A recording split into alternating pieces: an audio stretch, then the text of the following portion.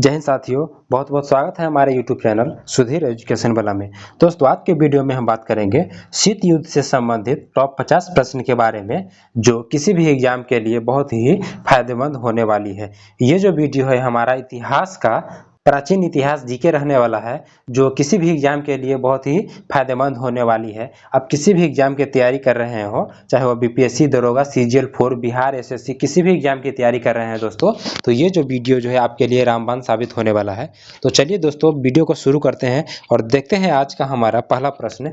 पहला प्रश्न कह रहा है कि शीत युद्ध किन दो महाशक्तियों के बीच में हुआ था।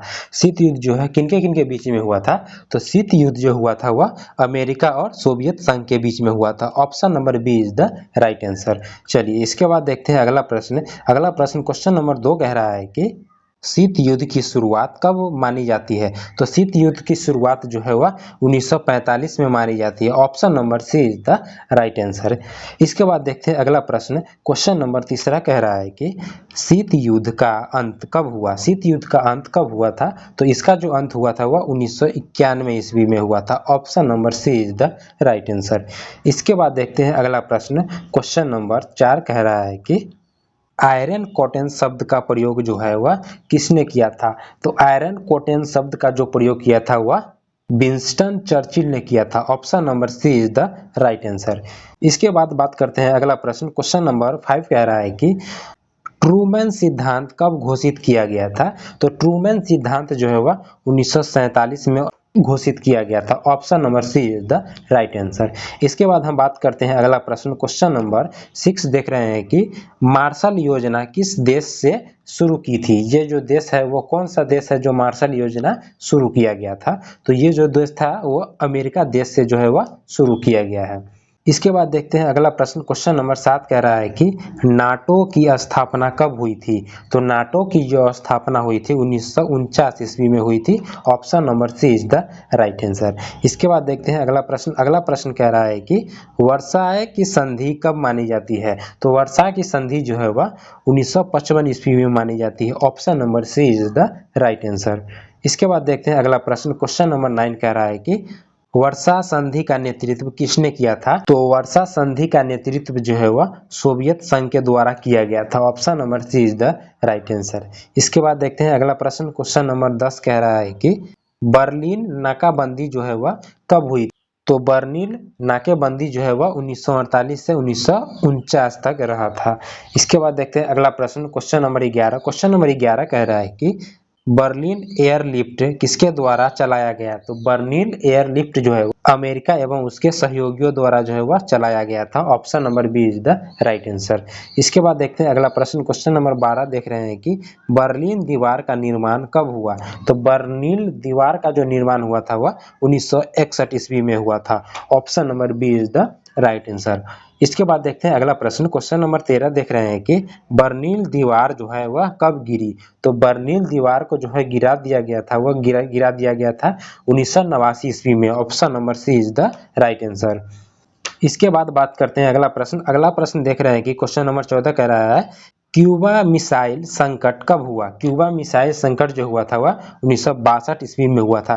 दोस्तों, बने रहिएगा हमारे वीडियो में अंत तक, जिससे आपको जो है बहुत सारे क्वेश्चन का क्लियर हो जाएगा और ये जो है शीत युद्ध से संबंधित जो है सारा समस्या खत्म हो जाएगा। टॉप 50 प्रश्न लिए हैं, मोस्ट इंपोर्टेंट, जो एग्जाम के दृष्टिकोण से जो है काफी फायदेमंद है। 50 क्वेश्चन काफी हुआ एक टॉपिक से। हर एक टॉपिक पे जो है हम 50 क्वेश्चन बनाते हैं और मोस्ट इंपोर्टेंट क्वेश्चन होता है उसी को हम 50 क्वेश्चन बनाते हैं। तो इसीलिए दोस्तों हमारे चैनल को अभी सब्सक्राइब कर लीजिए, ताकि जब भी मैं वीडियो अपलोड करूँ तो आपके पास जल्दी से जल्दी पहुंच जाए। चलिए इसके बाद देखते हैं अगला प्रश्न। क्वेश्चन नंबर 15 कह रहा है कि क्यूबा संकट के समय अमेरिकी राष्ट्रपति कौन थे। तो उस समय का जो राष्ट्रपति थे वो थे John F Kennedy. Option number B is the right answer. इसके बाद देखते हैं क्वेश्चन नंबर 16। क्वेश्चन नंबर 16 कह रहा है कि क्यूबा संकट के समय सोवियत नेता कौन थे। तो सोवियत के जो नेता थे वो कौन थे, वो जो थे वो निकिता क्रुश्चेव थे। Option number C is the right answer. चलिए इसके बाद देखते हैं अगला प्रश्न। क्वेश्चन नंबर 17 देख रहे हैं कि कोरिया युद्ध कब हुआ था। तो कोरिया युद्ध जो हुआ था वह 1950 से लेकर के 1953 ईस्वी के बीच में जो चला था, 3 साल चला था कोरिया युद्ध। चलिए इसके बाद देखते हैं मोस्ट इंपोर्टेंट क्वेश्चन सब है शीत युद्ध से संबंधित। इसके बाद देखते हैं अगला प्रश्न, क्वेश्चन नंबर 18 कह रहा है कि वियतनाम युद्ध में अमेरिकी ने किसका समर्थन किया। तो वियतनाम में जो है अमेरिका जो किसका समर्थन किया था, तो वो जो किया था वह दक्षिण वियतनाम को किया था। Option number B is the right answer. इसके बाद देखते हैं अगला प्रश्न, क्वेश्चन नंबर 19 देख रहे हैं कि गुट निरपेक्ष आंदोलन का प्रथम सम्मेलन कब हुआ। ये जो है कहाँ हुआ था, गुट निरपेक्ष आंदोलन, तो ये जो हुआ था वह बेलग्रेड में हुआ था। Option number C is the right answer. इसके बाद देखते हैं अगला प्रश्न, क्वेश्चन नंबर 20 देख रहे हैं कि गुट निरपेक्ष आंदोलन की स्थापना कब हुई। तो गुट निरपेक्ष की जो आंदोलन की स्थापना हुई थी वह 1961 ईस्वी में हुई थी। Option number B is the right answer. इसके बाद अगला प्रश्न देख रहे हैं, क्वेश्चन नंबर 21 कह रहा है कि भारत में गुट निरपेक्ष नीति की प्रथम समर्थन कौन किए थे। तो किनके द्वारा जो है वो प्रथम समर्थन किया गया था गुट निरपेक्ष, तो वो जो थे हमारे जवाहरलाल नेहरू के द्वारा किए गए थे। Option number B is the right answer. इसके बाद देखते हैं अगला प्रश्न, क्वेश्चन नंबर 22 कह रहा है कि कंटेनमेंट पॉलिसी का उद्देश्य क्या है। तो कंटेनमेंट पॉलिसी का जो उस समय उद्देश्य क्या था, तो वो जो था वह साम्यवादी के प्रसार को रोकना, साम्यवादी के प्रसार को रोकना इसका उद्देश्य था। इसके बाद देखते हैं अगला प्रश्न, क्वेश्चन नंबर 23 देख रहे हैं कि कह रहा है चीन में साम्यवादी क्रांति कब हुई। तो चीन में जो साम्यवादी क्रांति हुई थी, option number C is the right answer, 1949 में हुई थी। इसके बाद देखते हैं अगला प्रश्न, क्वेश्चन नंबर 24 देख रहे हैं कि चीन की साम्यवादी क्रांति के नेता कौन थे। माओ तसे तुंग था। Option number B is the right answer. इसके बाद देखते हैं अगला प्रश्न, क्वेश्चन नंबर 25 देख रहे हैं कि सीटो की स्थापना, SEATO की स्थापना जो है कब हुई, स्थापना हुई थी, वो हुई थी 1954 ईस्वी में। Option number B is the right answer. इसके बाद देखते हैं अगला प्रश्न, क्वेश्चन नंबर 26 देख रहे हैं कि सेंटो की स्थापना कब हुई थी। सेंटो यानी SENTO, सेंटो की स्थापना कब हुई थी, तो उसका स्थापना जो हुआ था 1955 ईस्वी में हुआ था। Option number A is the right answer. इसके बाद देख रहे हैं अगला प्रश्न, क्वेश्चन नंबर 27 कह रहा है कि हंगरी विद्रोह कब हुआ था। तो हंगरी विद्रोह जो हुआ था वह 1956 में हुआ था। Option number B is the right answer. इसके बाद 28 नंबर क्वेश्चन देख रहे हैं। 28 नंबर क्वेश्चन कह रहा है कि सुएज संकट कब हुआ। तो सुएज संकट जो हुआ था वह 1956 में हुआ था। Option number B is the right answer. इसके बाद देख रहे हैं 29 नंबर क्वेश्चन। 29 नंबर क्वेश्चन कह रहा है कि पहला कृत्रिम उपग्रह स्पुतनिक कब छोड़ा गया। तो पहला कृत्रिम, जो कृत्रिम मतलब होता है जो मनुष्य के द्वारा बनाया जाता है, वह उपग्रह कब छोड़ा गया था, तो वह 1957 में छोड़ा गया था। Option number B is the right answer. इसके बाद बात करते हैं क्वेश्चन नंबर 30। क्वेश्चन नंबर 30 कह रहा है कि स्पुतनिक किस देश ने छोड़ा था। स्पुतनिक एक उपग्रह है, वह किस देश ने छोड़ा था, तो वो जो देश था वह सोवियत संघ देश था, वह छोड़ा था। Option number B is the right answer. चलिए इसके बाद देखते हैं अगला प्रश्न, क्वेश्चन नंबर 31 कह रहा है कि अंतरिक्ष में जाने वाले प्रथम व्यक्ति कौन थे। तो अंतरिक्ष में जो जाने वाले जो व्यक्ति थे वो प्रथम व्यक्ति थे Yuri Gagarin. Option number B is the right answer. चलिए इसके बाद देखते हैं अगला प्रश्न, क्वेश्चन नंबर 32 कह रहा है कि यूरी गागरिन किस देश के थे। तो यूरी गागरिन जो थे वह सोवियत संघ देश के थे। Option number B is the right answer. इसके बाद देखते हैं अगला प्रश्न, क्वेश्चन नंबर 33 देख रहे हैं कि चंद्रमा पर कदम रखने वाले प्रथम व्यक्ति कौन थे। तो चंद्रमा पर जो कदम रखने वाले थे वो प्रथम व्यक्ति थे Neil Armstrong. Option number C is the right answer. चलिए इसके बाद देखते हैं अगला प्रश्न, क्वेश्चन नंबर 34 कह रहा है अपोलो 11 मिशन कब हुआ। तो अपोलो 11 मिशन जो हुआ था वह 1969 में हुआ था। Option number C is the right answer. इसके बाद देखते हैं अगला प्रश्न, क्वेश्चन नंबर 35 देख रहे हैं डिटांट का अर्थ क्या है। डिटांट का क्या अर्थ है। तो डिटांट का जो अर्थ है तनाव की कमी। Option number B is the right answer. इसके बाद देखते हैं अगला प्रश्न, क्वेश्चन नंबर 36 कह रहा है कि सेल्ट वन समझौता कब हुआ था। सेल्ट वन समझौता जो हुआ था वह 1972 में हुआ था। Option number B is the right answer. इसके बाद देख रहे हैं अगला प्रश्न, क्वेश्चन नंबर 37 कह रहा है कि सेल्ट टू समझौता कब हुआ था। सेल्ट टू समझौता जो हुआ था वह 1979 में हुआ था। Option number C is the right answer. इसके बाद देखते हैं अगला प्रश्न, क्वेश्चन नंबर 38 देख रहे हैं कि हेलसिंकी समझौता कब हुआ। तो हेलसिंकी समझौता जो हुआ था वह 1975 में हुआ था। Option number B is the right answer. इसके बाद देखते हैं अगला प्रश्न, क्वेश्चन नंबर 39 कह रहा है कि अफगानिस्तान में सोवियत हस्तक्षेप कब हुआ। 79 में। Option number C is the right answer. इसके बाद देखते हैं अगला प्रश्न, क्वेश्चन नंबर 40 देख रहे हैं कि अमेरिका के राष्ट्रपति रीगन कब बने।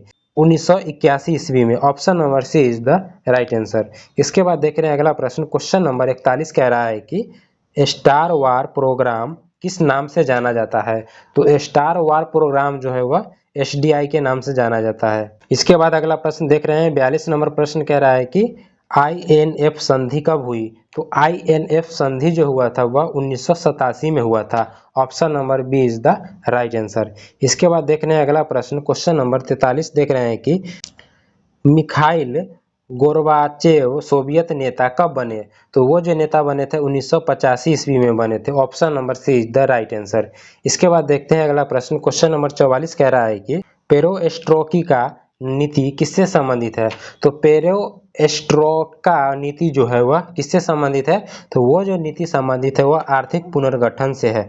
Option number B is the right answer. इसके बाद देखते हैं अगला प्रश्न, क्वेश्चन नंबर 45, ग्लासनोस्ट का अर्थ क्या है। तो ग्लासनोस्ट का अर्थ जो है वह खुलापन एवं पारदर्शिता। Option number B is the right answer. इसके बाद बात करते हैं अगला प्रश्न, क्वेश्चन नंबर 46 कह रहा है कि सोवियत संघ के अंतिम राष्ट्रपति कौन थे। तो सोवियत संघ के जो अंतिम राष्ट्रपति थे वो है Mikhail Gorbachev. Option number C is the right answer. इसके बाद देख रहे हैं 47 नंबर क्वेश्चन। 47 नंबर क्वेश्चन कह रहा है कि सोवियत संघ का विघटन कब हुआ। तो सोवियत संघ का जो विघटन हुआ था वह 1991 ईस्वी में हुआ था। Option number C is the right answer.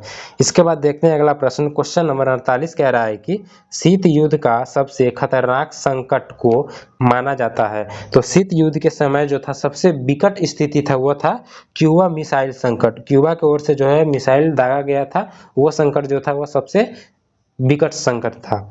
Option number C is the right answer. चलिए इसके बाद देखते हैं अगला प्रश्न, क्वेश्चन नंबर 49 कह रहा है कि शीत युद्ध के अंत का प्रतीक क्या माना जाता है। तो शीत युद्ध के अंत का प्रतीक जो माना जाता है वह बर्लिन दीवार का पतन माना जाता है। Option number C is the right answer. इसके बाद देखते हैं अगला प्रश्न, क्वेश्चन नंबर 50 कह रहा है कि शीत युद्ध के बाद विश्व व्यवस्था कैसी बनी। तो शीत युद्ध जो समाप्त हुआ उसके बाद एक नया विश्व व्यवस्था बनाया गया। वो जो बनाया गया था वह एक ध्रुवीय बनाया गया था। Option number C is the right answer. दोस्तों आज जो हम देखे हैं 1 से लेकर 50 क्वेश्चन देखे हैं, शीत युद्ध से मोस्ट इंपोर्टेंट क्वेश्चन से देखे हैं दोस्तों। तो मिलते हैं किसी नेक्स्ट वीडियो के साथ। वीडियो देखने के लिए बहुत बहुत धन्यवाद।